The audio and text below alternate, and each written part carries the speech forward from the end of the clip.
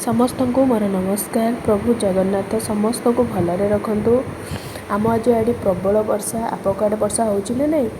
वर्षा पाग को देखी मन है टिके आलुचप खायापे तो भाविनी किणिकी आनिकी कहीं खाइबी आज घरे बनईकी खाइबी।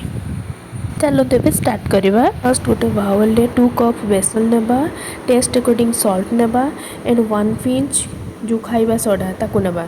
सहित कलरफुल देखा हलदी गुंड आउ लंका गुंड को ऐड करबा। हाँ फ्लेवर पाई टिके जुआनी मिसेबा और समस्त को एक सहित मिक्स करके किसी समय छाड़देवा।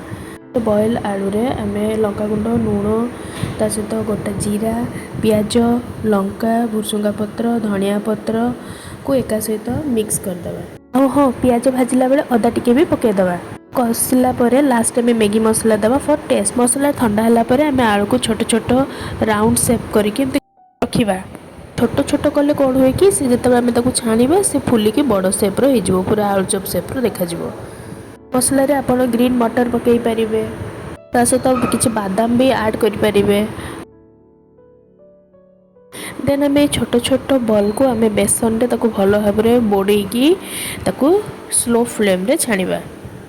हाई फ्लेम देले से पोड़ीଯିव तेणु लो फ्लेम रे टिके कलर चेंज होला पर्यंत आम डीप फ्राए देवा। एंड ताकू छाणिकी गरम गरम tomato sauce and green chilli sauce देकी खाईदेवा। सो मु चलिए खाइबी बोले वर्षा पाग को एंजॉय करी। आपण मैंने भी गरम गरम छाणिकी खातु आ वर्षा पागर मजा नियंतु। हाँ सब्सक्राइब करने को बिल्कुल भूलिए। रहुची पुणी देखा नेक्स्ट वीडियो रे। जय जगन्नाथ।